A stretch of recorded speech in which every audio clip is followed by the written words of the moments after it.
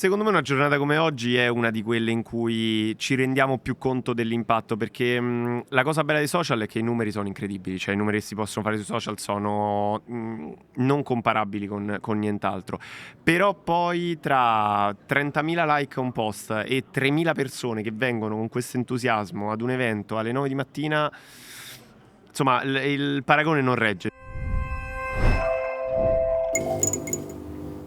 Benvenuti a B-Talks, il podcast live dallo stand di B Shaping the Future presso lo Starting Finance Investment Meeting. Io sono Barbara Cassinelli e con me c'è Marco Scioli, cofondatore e presidente di Starting Finance, la più grande community di educazione finanziaria in Italia, che ha la missione di democratizzare la cultura finanziaria in Italia.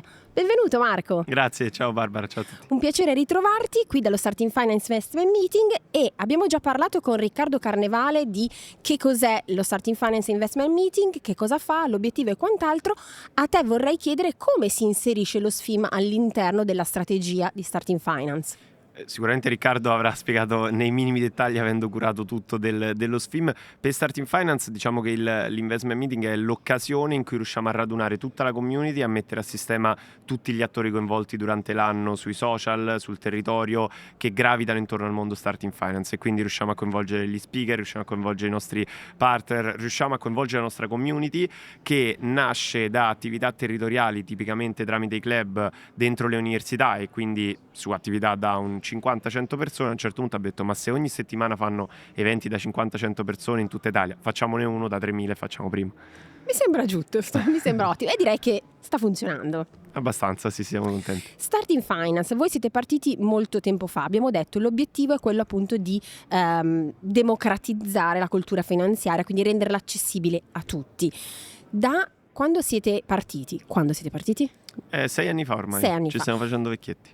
Quindi nell'arco di questi 6 anni, che impatto avete generato?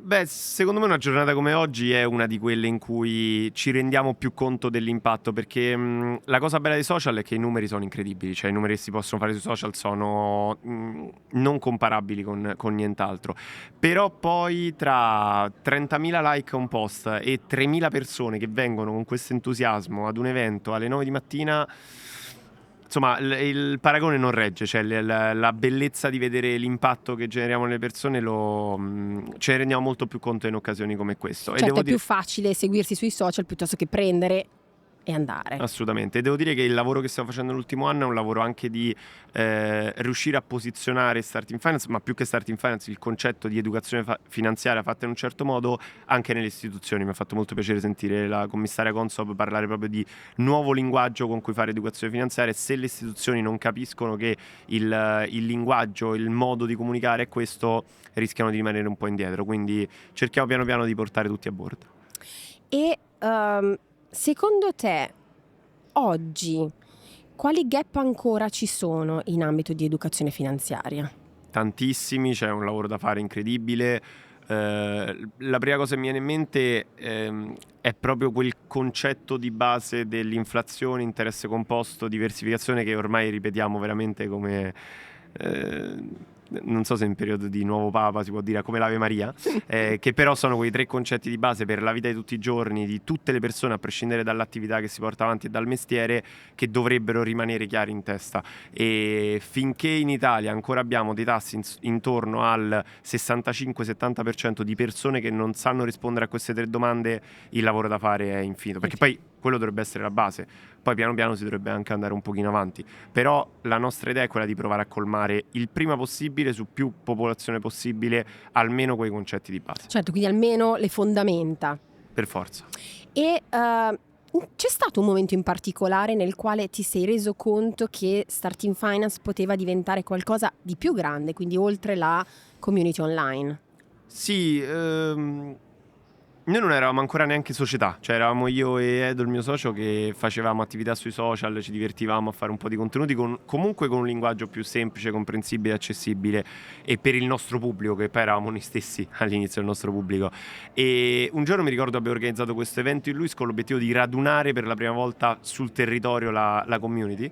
Ci aspettavamo una trentina di persone, avevamo prenotato una saletta abbastanza limitata e ci siamo trovati davanti quasi 300 persone, insomma più di 250 persone. Wow. E quindi oltre al insomma, l'imbarazzo in quel momento di mo che facciamo, dove rimettiamo questi, detta un po' alla romana, e il tema poi dopo è ok, ci siamo fermati un attimo, abbiamo gestito l'attività, la sera abbiamo detto no, ma qui c'è qualcosa di più che si può fare rispetto al progetto universitario in cui facciamo divulgazione sui social, e quindi il primo impatto proprio di cambiamento di visione, proprio nel dire già solo il fatto di fare una startup, avviare un'azienda su questo è stata una grossa svolta, ed è stato comunque territoriale, proprio per forse quello che diciamo prima, cioè il belli mi piace, belli condivisi, belli commenti, però poi vedere l'entusiasmo delle persone è un'altra cosa. È un'altra cosa.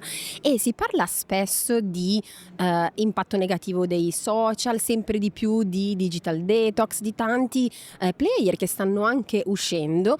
Io devo dire che forse voi siete un po' l'esempio che l'eccezione, che poi insomma conferma un po' la regola, però siete l'eccezione invece di un impatto positivo. Ce ne sono tanti, grazie, e noi crediamo di essere una parte di questi, però ci sono davvero tanti progetti che meritano, che sono partiti sui social proprio per quello che diciamo prima, perché è uno strumento di divulgazione incredibile e di diffusione incredibile, ma che fanno bene alle persone, che hanno un impatto positivo alle persone, che questo riguardi l'economia, la finanza, l'attualità, la geopolitica, insomma di realtà ce ne sono diverse. L'importante è saper selezionare l'utente. Il lavoro secondo me complicato che deve fare l'utente ogni giorno è capire quali sono le realtà che hanno un certo tipo di credibilità e stanno sui social come mezzo e come strumento, e chi invece utilizza i social per altri fini. Per altri fini. Adesso vorrei farti qualche domanda più legata a Marco come cofondatore di Starting Finance.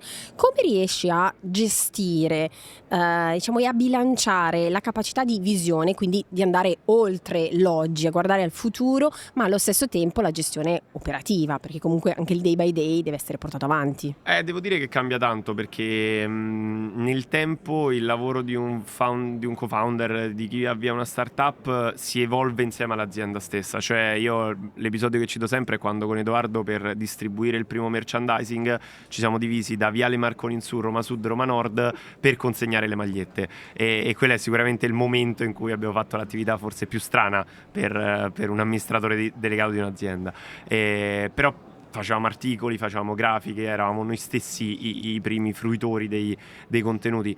È chiaro che ad oggi, avendo un team di più di 40 persone, è cambiato completamente il nostro lavoro. Certo. È un lavoro molto più appunto di visione, di strategia, le operation sono sempre meno, cerchiamo di mettere le persone giuste al posto giusto per far sì che mentre noi proviamo a guidare la direzione aziendale del futuro, le attività day by day vadano avanti. E comunque, essendo ancora una realtà comunque piccola, comunque in crescita, non dico che ancora ci troviamo a fare consegne di magliette, ma quasi. E non hai mai avuto timore, man mano che Starting Finance la vedevi crescere, non hai mai avuto il timore di perdere l'anima di Starting Finance? Sì, molto spesso, perché soprattutto nel periodo iniziale, quando era veramente un progetto universitario dove era pieno di volontari che facevano attività, ci ponevamo proprio il dubbio ma quando questa diventa un'azienda, quando le persone iniziano a capire che poi dietro ci sono dei soldi, ci sono un team a tempo pieno, probabilmente cambierà un pochino la percezione. E secondo me il grande lavoro che stiamo facendo col team è proprio questo, cioè far capire che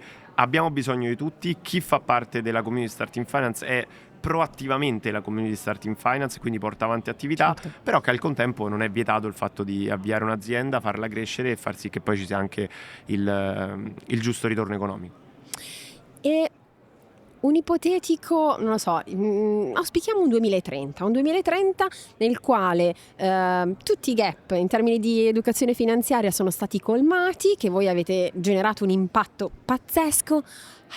E ora che cosa fa Starting Finance? E ora continua a generare impatto sulle nuove generazioni, in primis.